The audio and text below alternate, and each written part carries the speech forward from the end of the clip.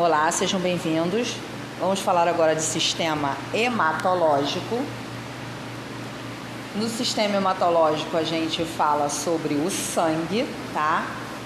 Que é composto por uma fase líquida e uma fase sólida, parte líquida e parte sólida, tá?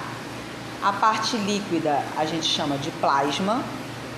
E dentro do plasma vão estar as células sanguíneas ou os elementos sólidos do sangue, tá? O processo em que as células sanguíneas são formadas dentro do corpo se chama hemopoiese, tá?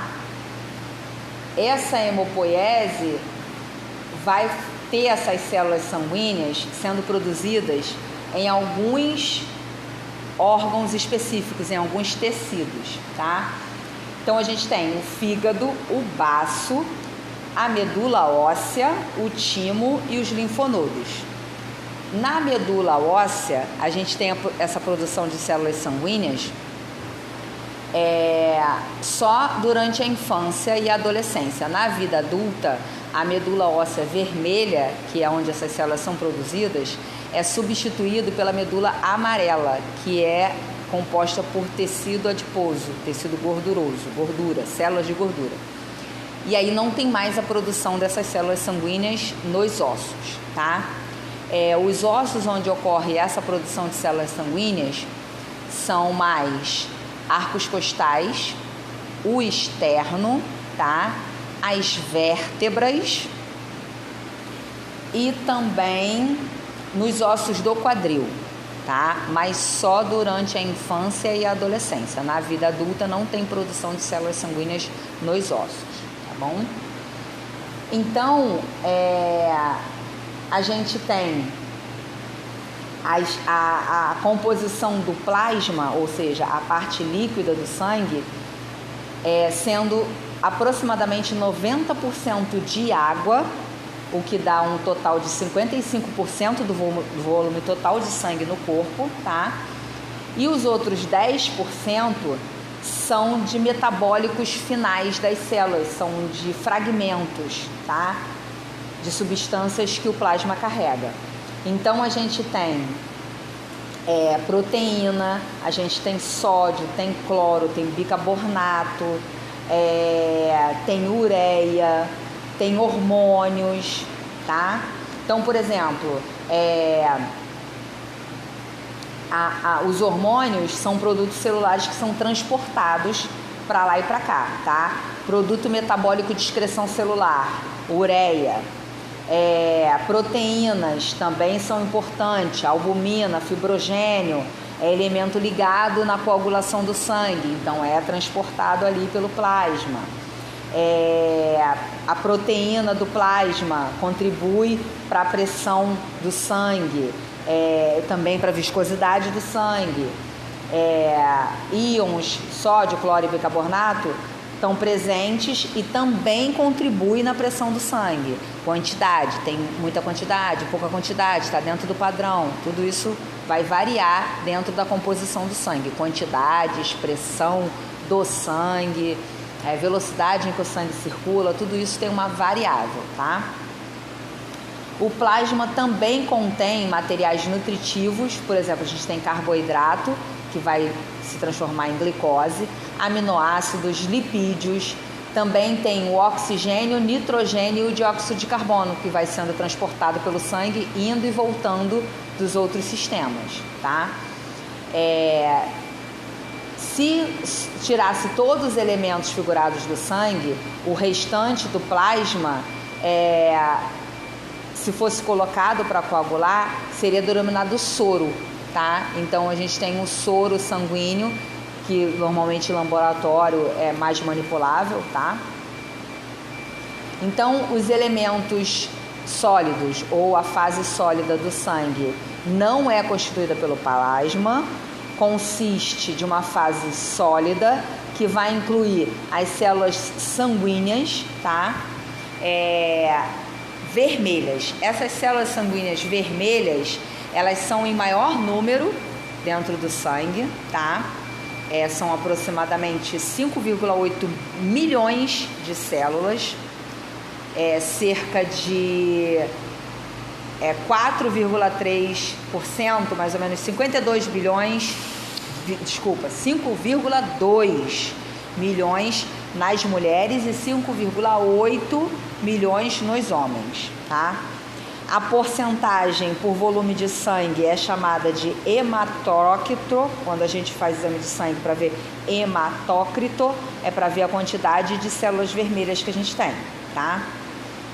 Por exemplo, uma situação em que o hematócrito está baixo, após uma perda de sangue, após um aumento desse hematócrito, o sangue fica mais viscoso, fica mais grosso. E quando essa viscosidade do sangue aumenta, é difícil que o sangue se movimente através dos vasos. E o coração acaba trabalhando mais para poder manter essa circulação, tá? A função do eritrócito, ou seja, das células vermelhas, transportar os gases, oxigênio e gás carbônico, levando e trazendo para os sistemas, tá?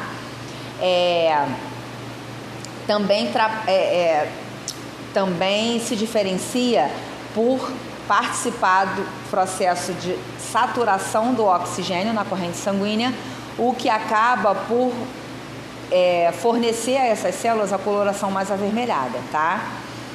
Então, na hemoglobina, que vai ser responsável pela saturação do oxigênio, a gente tem grande quantidade de ferro, que é um dos elementos químicos responsável por transportar esses gases, tá?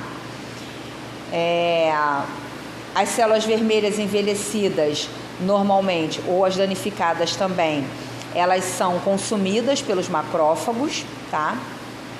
Essas células são encontradas no baço e no fígado e na medula óssea, e mantendo um nível adequado no sangue, fica balanceado a desnutrição e essa troca de células fica equilibrada. E aí a gente não tem nenhum desses fatores de desequilíbrio ocorrendo, tá? Como o aumento da viscosidade ou a diminuição através, por exemplo, de uma hemorragia, de alguma coisa desse tipo, tá?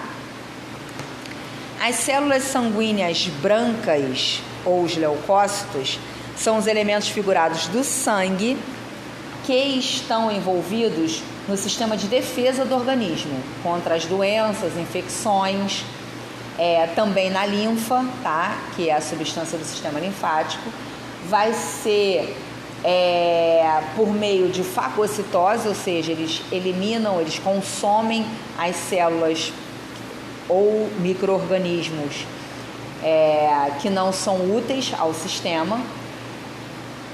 Defende os tecidos contra a invasão dos organismos ou substâncias estranhas, removendo também os restos resultantes da morte ou ferimento celular. Então a célula ficou danificada ou morreu, eles vão lá e consomem essas células através de fagocitose, igual o Pac-Man faz, e exterminam essas células, tá? Estão presentes em número bem menor, tá? Em quantidade bem menor do que as outras. Elas são transportadas pelo sangue para todo o corpo. Elas agem atravessando a parede dos vasos sanguíneos, entrando e saindo dos tecidos. São encontradas também nos tecidos linfóides, por exemplo, as tonsilas, que são as amígdalas, o timo, os linfonodos e no baço, tá? A gente tem dois tipos de leucócitos: os granulócitos, que são formados na medula óssea vermelha, a partir das primeiras células primitivas, ou seja, no feto, tá? Elas correspondem às 60% da contagem total de leucócito, tá? E a gente tem também as granulócitos, tá? Que são os monócitos e os linfócitos, que correspondem a mais ou menos 6% dos glóbulos brancos. Elas vão ter a função de importância na resposta imunológica do corpo, tá? Incluindo na produção de anticorpos. eu esqueci de falar, o primeiro grupo previne uma coagulação de sangue, e a histamina, por exemplo, ela causa dilatação e o aumento da permeabilidade dos vasos quando ocorre uma inflamação. Então, voltando aqui, as plaquetas estão envolvidas na coagulação do sangue e implicadas em outros processos que param o fluxo sanguíneo. O fibrogênio, que é uma proteína produzida no fígado, é indispensável no processo de coagulação do sangue. As moléculas do fibrogênio, através da ação das plaquetas e de um certo número de enzimas, formam uma rede insolúvel, tá?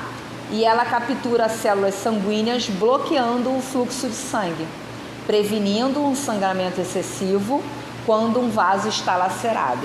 Então, quando ocorre um rompimento de sangue, o fibrogênio captura as células sanguíneas e essas células sanguíneas causam um tamponamento, cessando um sangramento, tá bom? Então, essa parte foi sobre sistema hematológico. Espero que vocês tenham gostado. Até a próxima.